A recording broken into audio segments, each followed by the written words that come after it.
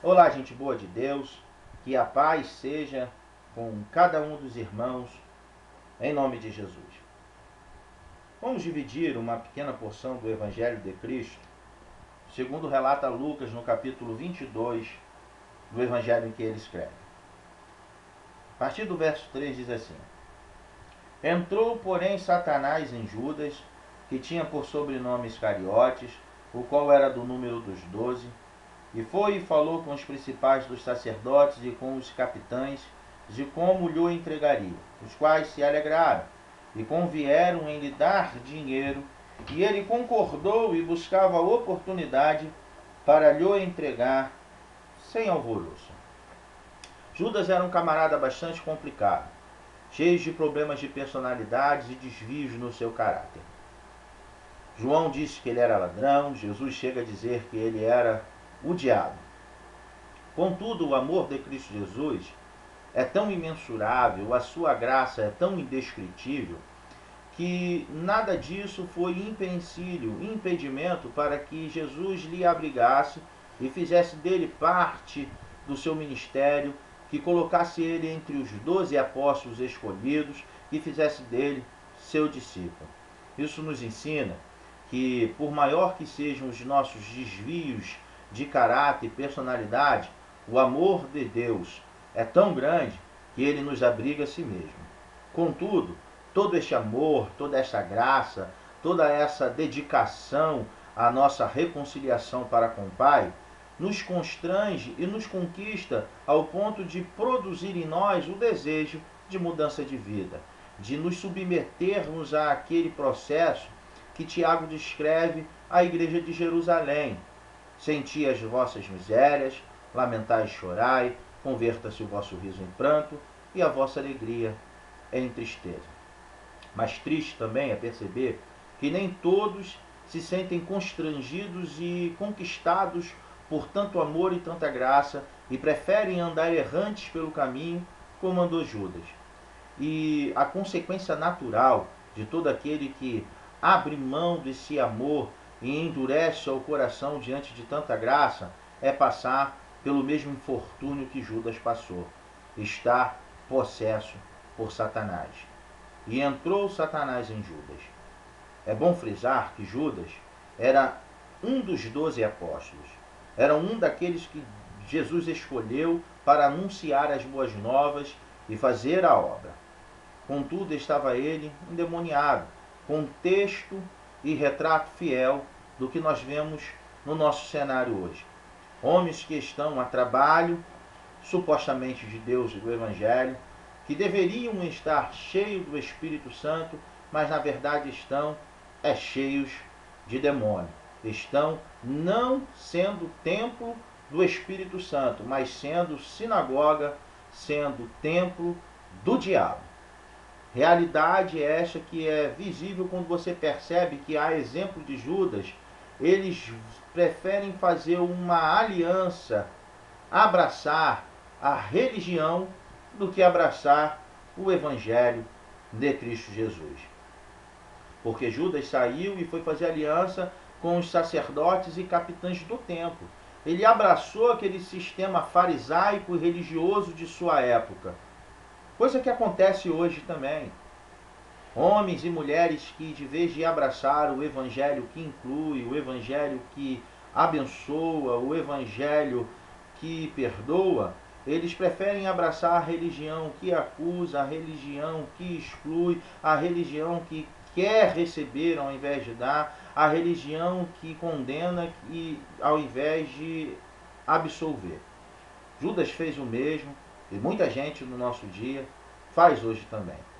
E para poder confirmar essa aliança, eles vendem a sua alma, recebem dinheiro, assim como fez Judas na venda de Jesus.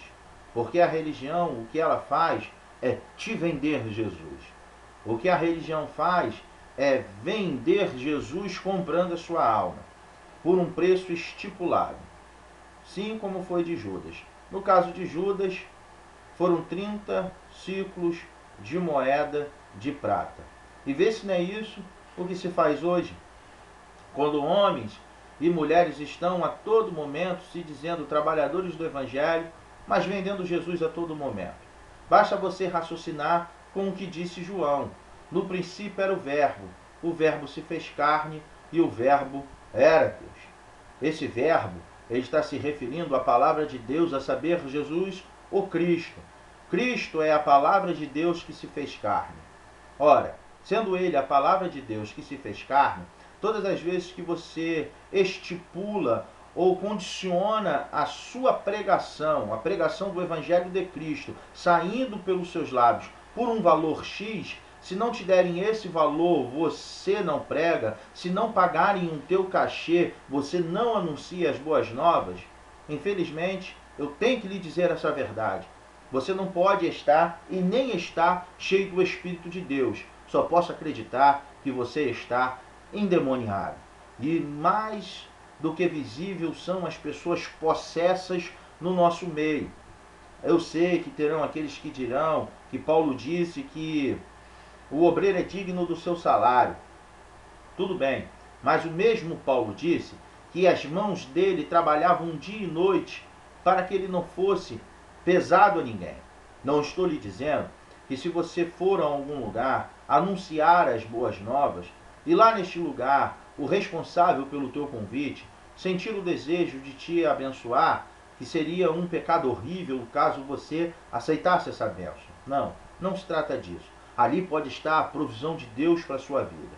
Eu estou falando com aqueles que determinam a sua ida e a condicionam apenas por um valor estipulado. Aquele caso, só vou se você me der tanto. Isso é vender Jesus. E a exemplo de Judas, quando eles os fazem isso, eles os fazem de forma sorrateiramente, sem alvoroço, porque ninguém que está agindo no engano chega estampando a sua verdade. Muito pelo contrário, eles a encobrem. São literalmente lobos vestidos de ovelha. Agora, eu vou terminar esse vídeo frisando e pontuando algo importantíssimo. Perceba que o valor estipulado foi de 30 moedas. 30 moedas de prata era o valor estipulado, era o preço de um escravo. Todo aquele que se aliancia com o sistema religioso que vende Jesus, ele o trata como escravo. E o pior, ele ainda ensina os incautos e os inocentes, os necessitados, a fazerem o mesmo. Existe muita gente tratando Jesus como escravo, consciente do que está fazendo, e outros tratam de forma inconsciente. Porque é isso que o sistema religioso te ensina. Vê se não é isso que está sendo pregado, caso você esteja achando que eu estou exagerando. Reivindique, decrete e determine. Reivindique, decrete e determine. Esse é o ensinamento, ou esses são os ensinamentos dados pela religião, pelo sistema religioso, que é a antítese do que é ensinado no Evangelho. Ame, compartilhe e seja grato. Ame, compartilhe e seja grato. Um se contrapõe ao outro. E todas as vezes que você determina o que Deus tem que fazer, que você decreta o que Ele tem que fazer, que você reivindica o que você acredita que Ele tem que te dar, querido, você está sendo religioso, está sendo um possesso, e só pode estar aliançado com o espírito da religião, não pode estar liberto, cheio de Deus e aliançado com o espírito do Evangelho. A minha oração é que você não permita que o amor ao dinheiro lhe conduza ao processo da religiosidade, com promessas fantasiosas de enriquecimento, quando na verdade a promessa verdadeira do Evangelho é que você enriqueça outros. Porque se temos que ser imitadores de Cristo, Cristo, mesmo sendo Deus, não teve como usurpação ser como Deus, antes humilhou-se a si mesmo e se fez carne. O sentimento de que o homem tem que fazer-se grande, isso é o sentimento da religião. O sentimento do Evangelho é fazer-se pequeno, agir como se fosse o menor, para que você seja grande diante do seu Senhor. Jesus, mesmo sendo rico, se fez pobre para nos enriquecer. O sentimento da religião te ensina que você tem que estar no Evangelho para que você seja abençoado. Agora, os ensinamentos de Cristo Jesus diz que você tem que permitir que o Evangelho esteja em você para que você abençoe a outros. Eu oro para que Deus faça com que você discirna isso. Eu oro para que Deus coloque isso na tábua do seu coração.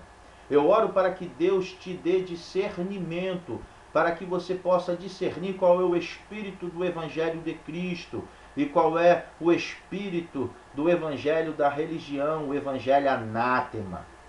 Eu oro para que Deus derrame graça, derrame misericórdia e nos abençoe a todos e nos mantenha na firme rocha, a saber, Jesus. Essa é a minha oração, querido, no dia de hoje, em nome de Jesus.